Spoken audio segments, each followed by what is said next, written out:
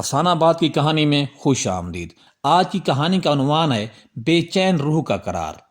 Doctor Chaudhry class میں جب معاشرے کے خد و خال پہ لیکچر دے رہے تھے تو میں کلاس میں تیسری رو میں بیٹھا پہلی رو میں بیٹھی سیما کو کن اکھیوں سے تک رہا تھا۔ اس نے سبز رنگ کے کپڑے زیب تن کر رکھے تھے اور سر پہ کالے رنگ کا دوپٹہ اوڑھ رکھا تھا۔ وہ سر چودھری کے لیکچر کے نوٹس بنا رہی تھی۔ اچانک سر چودھری نے میرے ساتھ بیٹھے شعیب سے سوال کیا، شعیب تمہارا کیا خیال ہے کہ معاشرے میں کن وجوہات کی بنا پر بگاڑ پیدا ہوتے ہیں؟ شعیب جواب دینے کے لیے گویا ہوا تو کلاس کے طلبہ شعیب کا جواب سننے کے لیے اس کی طرف دیکھنے لگے۔ اسی اثنا میں سیما نے بھی پیچھے مڑ کے میرے ساتھ بیٹھے شعیب کی طرف دیکھا تو اس کی نظریں میری نظروں سے ٹکرا گئیں اور مجھے ایسے لگا کہ میری چوری ساری کلاس کے سامنے پکڑی گئی ہے اور سیما کی موٹی موٹی سیاہ مگر روشن آنکھیں مجھ سے غصے میں جیسے پوچھ رہی ہوں کہ کیا بات ہے۔ میں یہ غیر متوقع صورتحال برداشت نہ کر سکا۔ میرے دل کی دھڑکن ایک دم میرے گلے میں آ گئی، میری آنکھوں کے سامنے اندھیرا چھا گیا۔ آخری لمحے میں اپنے آپ کو ہلکا ہوتا محسوس کیا اور دھڑام سے کرسی سے نیچے جا گرا۔ میری آنکھ ہسپتال میں جا کھلی۔ میری کلاس کے طلبہ اور میرے ہاسٹل میں روم میٹ امجد میرے ارد گرد کھڑے تھے۔ امجد نے آگے بڑھ کر میرا ہاتھ پکڑ کے کہا، ذوالقرنین کیسی طبیعت ہے؟ اب ٹھیک ہو؟ باقی سب دوست بھی میری خیریت دریافت کرنے لگے۔ میں ان کو سوالیہ نگاہوں سے دیکھنے لگا۔ شعیب بھاگ کے گیا اور ڈاکٹر کو بلا کے لایا۔ ڈاکٹر آیا تو میں سنبھل گیا۔ ڈاکٹر نے کہا، ہاں بھائی ینگ مین کیا ہوا تھا؟ میں نے کہا، سر وہ چکر آ گئے تھے۔ ڈاکٹر نے میری نبض چیک کی اور بولا، کمزوری ہوئی ہے اور آپ کا بلڈ پریشر فلکچویٹ ہو رہا تھا، اس وجہ سے آپ بیہوش ہوئے ہیں، باقی کوئی مسئلہ نہیں ہے۔ میں نے انجیکشن لگا دیا ہے، جیسے ڈرپ ختم ہو آپ یہ دوائی لیتے جانا، سب ٹھیک ہو جائے گا۔ میرے کلاس فیلوز دوستوں نے ڈاکٹر کا شکریہ ادا کیا۔ ڈاکٹر کے جانے کے بعد شعیب نے میرے ہاتھ پکڑتے ہوئے کہا، او جگر کچھ کھایا پیا بھی کر، تو یونیورسٹی میں آ کے خرچے بچانے شروع ہو گیا ہے۔ اس کی اس بات پہ سب ہنسنے لگے۔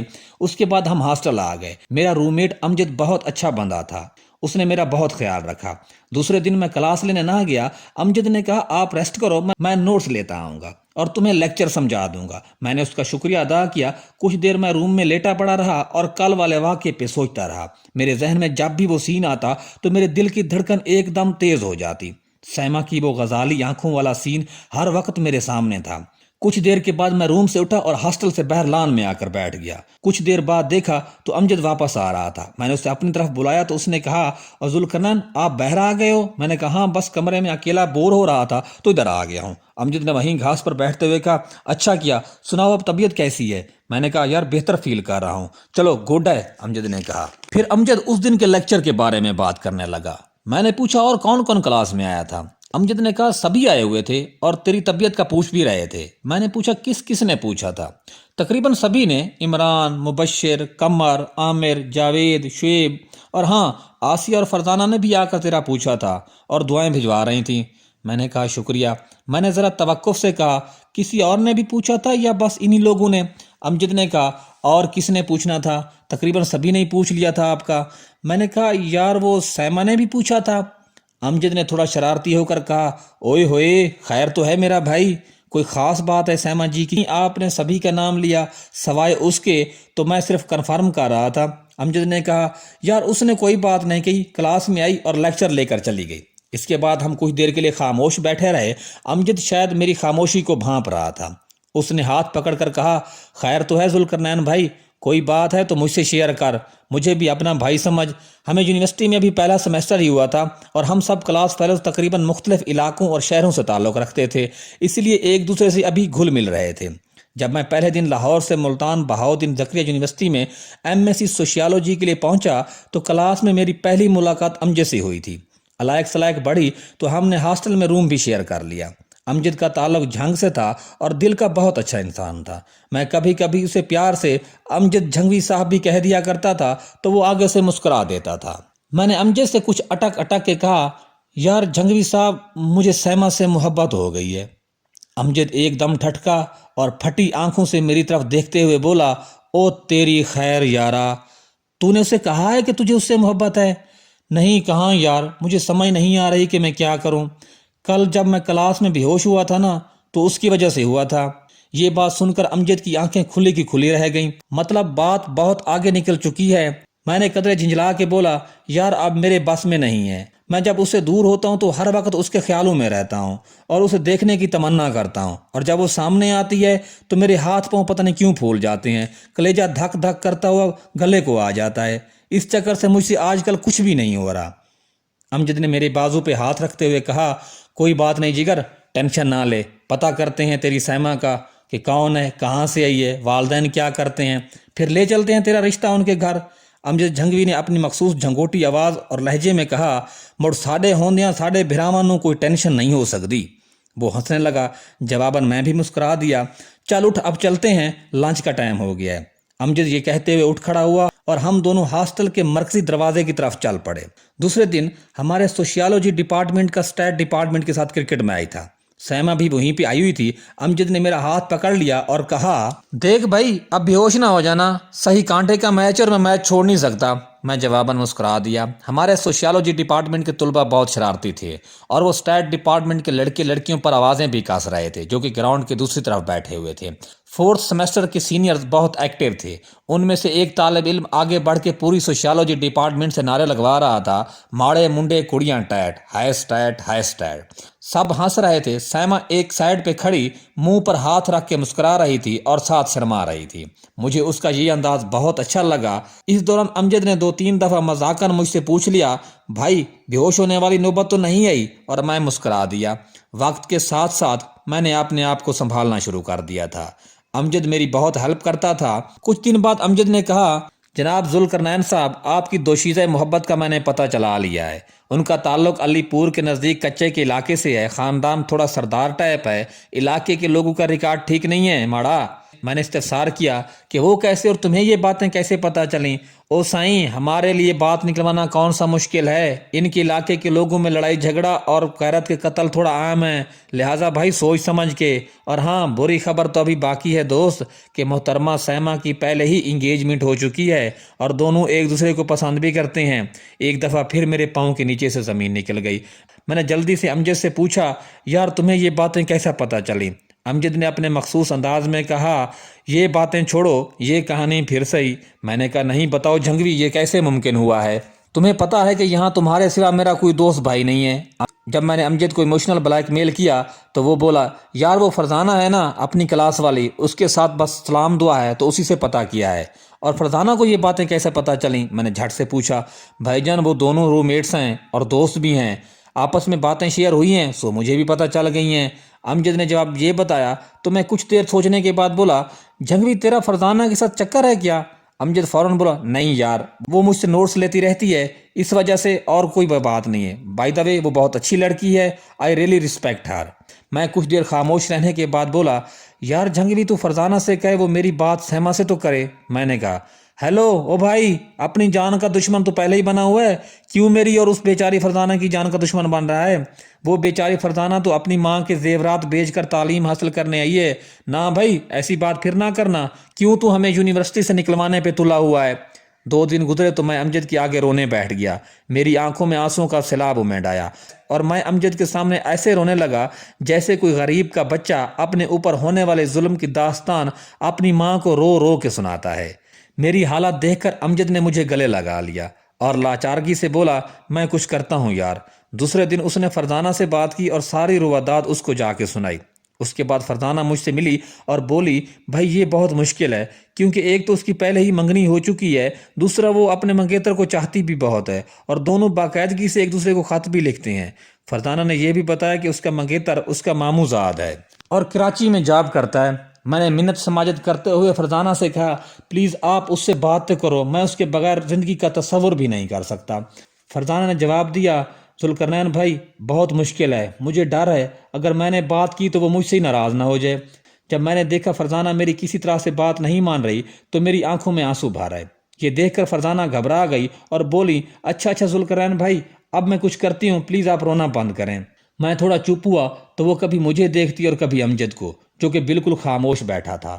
فرزانہ مجھے غور سے دیکھتے ہوئے بولی، میری امی کہتی ہیں کہ آنسو عورت کی آنکھ کی پپلیوں میں ہوتے ہیں، بس ذرا سی بات ہوئی اور اپنی نزاکت کی وجہ سے اسی وقت آنسو ان کی پپلیوں سے نکل آتے ہیں، جبکہ مرد کا آنسو اس کے دل سے نکلتا ہے اور دل اس وقت روتا ہے جب کوئی بہت بڑا صدمہ ہو۔ میں آپ کو دیکھ کر حیران ہوں کہ ایک مرد بھی کسی کے سامنے اپنی محبت کے لیے ایسے آنسو بہا سکتا ہے۔ میں نے اپنی نظریں زمین پر ٹکائے ہوئے کہا، یہ تو مجھے نہیں پتا، لیکن میں اسے کھونا نہیں چاہتا۔ دوسرے دن وہ مجھے ملی تو تھوڑا گھبرائی ہوئی تھی، اور اس نے بتایا کہ جب اس نے سائمہ سے بات کی تو وہ اس سے ناراض ہو گئی، اور مجھے کہا، پلیز ذوالقرنین بھائی آپ ناراض نہ ہوئیے گا، میں مجبور ہوں۔ میں چپ رہا اور کوئی بات نہ کی، اور سوچ رہا تھا کہ اب کیا کروں۔ دوسرے دن میں ہاسٹل میں اپنے روم میں کلاس لینے کی تیاری کر رہا تھا کہ اچانک امجد آیا اور مجھے کہا، یار مجھے ابھی فرزانہ نے بتایا ہے کہ سائمہ کو اس کا ابو لینے آیا ہے اور اس کا سامان پیک کر کے اس کو واپس لے کے جا رہا ہے۔ میں ایک دم پریشان ہو گیا کہ شاید میری وجہ سے ہوا ہے۔ میں نے کتابیں کمرے میں رکھیں، یونیورسٹی کے مرکزی چوک کی طرف آیا تو دیکھا رکشے والا آدمی رکشے میں سامان رکھ رہا ہے۔ امجد بھی میرے ساتھ آیا۔ کچھ دیر بعد وہ دونوں رکشے میں سوار ہوئے اور رکشہ چل پڑا۔ مجھے کچھ نہ سجائی دیا، میں بھاگ کر دوسرے رکشے والے کے پاس گیا اور اسے کہا، اس رکشے کے پیچھے چلو۔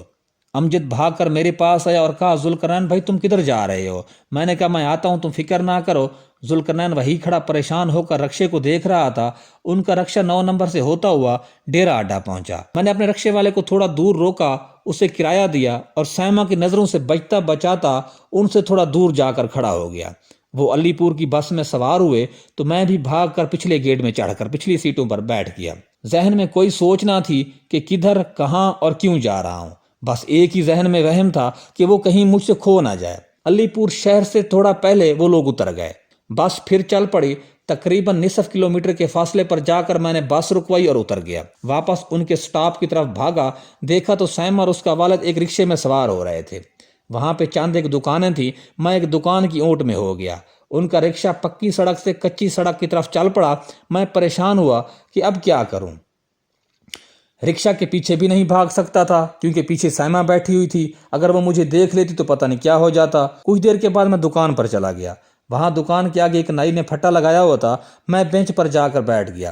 نائی مجھے دیکھنے لگا اور بولا، جی سائیں بال بنوانے ہیں یا شیو؟ میں نے جب نائی کو دیکھا تو ایسے ہی کہہ دیا، شیو بنا دو۔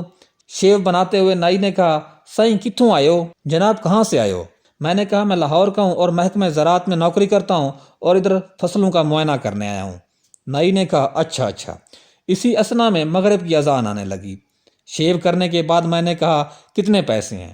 نائی نے کہا، سائیں جو مرضی دے دیں، آپ تو ویسے بھی ہمارے علاقے میں مہمان ہیں، کوئی بات نہیں۔ میں نے موقع جانا اور اسے 100 روپے کا نوٹ دے دیا۔ نائی کہنے لگا، سائیں کھلے پیسے نہیں ہیں۔ میں نے کہا، نہیں تم سارے پیسے رکھ لو، کوئی بات نہیں، اپنے بچوں کے لیے کوئی چیز لیتے جانا۔ نائی خوش ہو گیا۔ میں پھر بینچ پر بیٹھ گیا۔ نائی نے اپنی دکان کا سامان سمیٹتے ہوئے کہا، سائیں میری تو چھٹی کا وقت ہو گیا ہے، آپ کسی کے انتظار میں ہو کیا؟ میں نے کہا، ہاں میرے کچھ ساتھی شہر سے آ رہے ہیں مجھے لینے کے لیے، میں ابھی چلا جاؤں گا۔ نائی نے اخلاقاً پوچھا، سائیں میرا گھر قریب سڑک کے پیچھے ہی ہے، جب تک آپ کے ساتھی نہیں آتے آپ میرے غریب خانے پہ آ کے بیٹھ سکتے ہیں۔ میں نے اس موقع کو غنیمت سمجھا، اگر کچھ دیر کے لیے جگہ مل جائے تو آپ کی مہربانی ہوگی۔ نہ سہی نہ، اس میں مہربانی والی کون سی بات ہے؟ وہ مجھے اپنی کچی بیٹھک پہ لے گیا اور خود اپنے گھر چلا گیا۔ اس کے بعد آیا تو اس کے ساتھ 2 چھوٹے چھوٹے بچے تھے۔ اس نے مجھے بتایا کہ یہ اس کے بچے ہیں۔ میں نے 10-10 کے 2 نوٹ نکالے اور ان کو ایک ایک کو تھما دیا۔ نائی نے کہا، سائیں یہ کیا ہے؟ میں نے کہا، کوئی بات نہیں ہے۔ بچے خوش ہو گئے، پھر بچوں کو نصیحت کی، بچوں بڑے ہو کے خوب تعلیم حاصل کرنا۔ نائی ہنسنے لگا۔ نائی گھر میں گیا اور فوراً میرے لیے چائے بنوا کے لایا۔ اس وقت اندھیرا چھا چکا تھا۔ میں نے نائی سے پوچھا، بھائی آپ کا نام کیا ہے؟ جی رحیم، اس نے کہا۔ میں ذرا توقف سے بولا، رحیم بھائی اگر میرے ساتھی نہ آ سکے تو میں یہاں ادھر رات گزار سکتا ہوں؟ اس نے کہا، ہاں ہاں جناب، آپ کا اپنا گھر ہے۔ اس کے بعد وہ گھر چلا گیا اور گھر سے چادر اور تکیہ لا کر میری چارپائی پہ رکھ دیا اور کہا، سائیں آپ بس ادھر ہی رات گزاریں، میں نے گھر میں کھانے کا بول دیا ہے۔ میں نے اس کا شکریہ ادا کیا۔ رحیم بہت اچھا انسان تھا اور اپنے تائیں مجھے بہت خوب عزت بخش رہا تھا۔ رات کو کھانے کے بعد میں اس سے باتیں کرنے لگا۔ باتوں باتوں میں اس نے بتایا کہ اس کے علاقے میں ایک مسئلہ ہو گیا ہے۔ اس کے علاقے کے ایک بندے ابراہیم عرف ابرو نے 2 سال پہلے ایک قتل کیا تھا اور اس پر اسے عدالت نے پھانسی کی سزا دی تھی۔ کل اس مسئلے پر علاقے میں ایک پنچایت ہوئی اور پنچایت نے یہ فیصلہ دیا ہے کہ ابرو کی بھتیجی کو مقتول کے بیٹے سے ونی کر دیا جائے گا تو ابرو پھانسی کی سزا سے بچ سکتا ہے اور مقتولین اسے معاف کر دیں گے۔ ابرو کی بھتیجی ملتان میں بڑی یونیورسٹی میں پڑھ رہی ہے اور کل پنچایت کے سامنے لڑکی کو ونی کر دیا جائے گا۔ رحیم نائی نے مجھے مزید کہا، آج ہی ابرو کا بھائی اپنی بیٹی کو ملتان سے لے آیا ہے۔ شام کو وہ اسی اڈے پہ اترے تھے جہاں پہ اس کی دکان ہے اور اس نے انہیں خود دیکھا تھا۔ میں نے رحیم سے پوچھا، رحیم بھائی یہ ونی کیا ہوتا ہے؟ رحیم نے مجھے ایسے تفصیل بتانا شروع کی جیسے میں کسی اور سیارے کی مخلوق ہوں۔ سائیں، جب کوئی کسی کو قتل کر دے تو مقتول کے لواحقین قاتل کی بہن، بیٹی، بھتیجی یا قریبی رشتہ دار کا رشتہ اپنے کسی عزیز کے لیے لیتے ہیں اور بدلے میں قاتل کو معاف کر دیتے ہیں۔ اس طریقے کو ونی کہتے ہیں سائیں۔ لیکن سائیں، اس کے بعد اس لڑکی کی زندگی سسرال میں جہنم بن جاتی ہے، کیونکہ وہ قاتل کی رشتہ دار ہوتی ہے اور مقتول کے خاندان والے اپنے قتل ہونے والے شخص کا بدلہ اس عورت سے لیتے ہیں۔ سائیں، یہ بیچاری تو سمجھو مفت میں ماری گئی۔ دیکھو نا، قتل چاچے نے کیا ہے، اب ساری زندگی جہنم کی آگ میں یہ لڑکی جلے گی۔ میں گویا ہوا، رحیم یہ تو بہت ظلم ہے۔ اور نہیں تو کیا، رحیم نہیں بولا۔ میں نے رحیم سے کہا، میں کل کی پنچایت میں جانا چاہتا ہوں۔ رحیم نے کہا، ٹھیک ہے سائیں، میں آپ کو لے چلوں گا۔ دوسرے دن میں رحیم کا ہی مہمان تھا۔ دوپہر کو رحیم مجھے پنچایت میں لے کر گیا۔ سارا علاقہ اکٹھا تھا۔ پنچایت کے 3 سرپنچ ایک سائیڈ پہ 4 پہیوں پر بیٹھے تھے۔ پھر ان میں سے ایک نے کہا، غلام حسن، تم اپنی بیٹی کی منگنی پہلے والی جگہ سے توڑ کر اب اپنی بیٹی کا نکاح مقتول اللہ دتا کے بیٹے تنویر سے کرو گے۔ اس کے بدلے وہ عدالت میں جا کر تمہارے بھائی کو معاف کر دیں گے، لیکن اس کے بعد تم اپنی بیٹی کے مالک نہ ہوگے۔ تمہاری بیٹی کا خون بھی ان لوگوں پر معاف ہوگا۔ اگر تم دونوں پارٹیوں میں سے کوئی بھی پنچایت کے فیصلے کی بعد میں خلاف ورزی کرتا ہے تو پنچایت اور علاقے والے اس کے خلاف فیصلہ دیں گے۔ میں نے جب یہ باتیں سنی تو تل ملا کر رہ گیا کہ یہ کہاں کا اصول ہے۔ سائمہ کا والد غلام حسن بولنے ہی والا تھا اور میرے منہ سے ایک دم نکلا کہ 1 منٹ صاحب۔ سب میری طرف متوجہ ہوئے اور سوالیہ نظروں سے دیکھا کہ یہ کون ہے۔ پنچایت کے ایک سرپنچ نے کہا، تم کون ہو؟ میں جھوٹ بولتے ہوئے بولا، جی میں محکمہ زراعت کا ایک افسر ہوں اور اس علاقے میں کام کر رہا ہوں اور آج کل اس پہ وزٹ پہ آیا ہوا تھا تو میں آپ کی پنچایت میں آ گیا۔ سرپنچ نے کہا، تم نہیں بول سکتے یہاں۔ جی مجھے پتا ہے، میرا کوئی حق نہیں ہے اس میں بولنے کا۔ پھر میں ہمت کر کے غلام حسن صاحب سے مخاطب ہوا اور بولا، چاچا جی یہ کیسی غیرت ہمت ہے کہ آپ اپنے بھائی کو ایسی سزا سے بچانے کے لیے جس کا وہ مرتکب ہوا ہے اپنی بیٹی کو جیتے جی جہنم کی آگ میں دھکیل رہے ہو، اور اس کا اس معاملے میں کوئی لینا دینا ہی نہیں ہے، وہ اس معاملے میں معصوم ہے۔ بیٹیاں تو خدا کی رحمت ہوتی ہیں چاچا، اور آپ اپنی رحمت کو کہاں بھیج رہے ہو؟ لوگ اپنی بیٹیوں کو عزت اور غیرت سمجھتے ہیں اور ان کی عزت و حفاظت کے لیے اپنی جان کی بازی لگا دیتے ہیں، مگر اپنی عزت اور غیرت پہ کوئی بات نہیں آنے دیتے۔ آپ کیسے لوگ ہیں، کیسی غیرت رکھتے ہیں کہ اپنی جان بچانے کے لیے اپنی عزت اور غیرت کا خون کر کے اسے ایک ایسے شخص کے حوالے کر دیتے ہیں جس کا آپ کو پتہ بھی ہوتا ہے کہ اس آپ کی بیٹیوں کے ساتھ دشمنوں والا سلوک کرنا ہے۔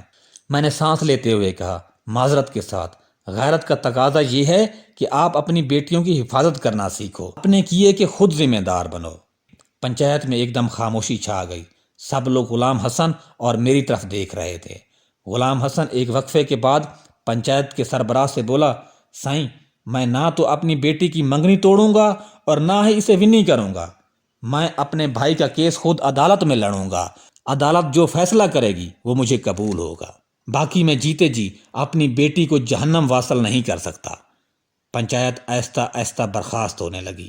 رحیم نائی نے مجھے بازو سے پکڑا اور کہا، سائیں آپ نے تو کمال کر دیا، لیکن خدا را اب یہاں سے جلدی سے نکلو، کوئی دشمن آپ کی جان کو نقصان پہنچا سکتا ہے۔ ہم وہاں سے چلنے لگے تو دیکھا سائمہ غلام حسن کے گلے لگ کے رو رہی ہے۔ میں ایک لمحے کے لیے رکا تو رحیم نائی نے پھر میرا بازو پکڑا۔ اسی لمحے سائمہ نے بھیگی آنکھوں سے میری طرف سے دیکھا اور مسکرائی، اور میری بے چین روح کو جیسے قرار آ گیا، بھٹکتی آتما کو جیسے منزل مل گئی اور جیسے میری زندگی کا مقصد پورا ہو گیا۔ بس پکڑی اور واپس یونیورسٹی آ گیا۔ یہاں پہ امجد جھنگوی میرے بارے میں پریشان ہو کر ہلکان ہو رہا تھا۔ ناظرین کرام، اگر آپ کو ہماری یہ کہانی پسند آئی ہے تو پلیز ہمارے چینل کو سبسکرائب کر لیجئے گا اور اس کہانی کو اپنے دوستوں اور احباب کے ساتھ ضرور شیئر کیجئے گا۔ خدا حافظ۔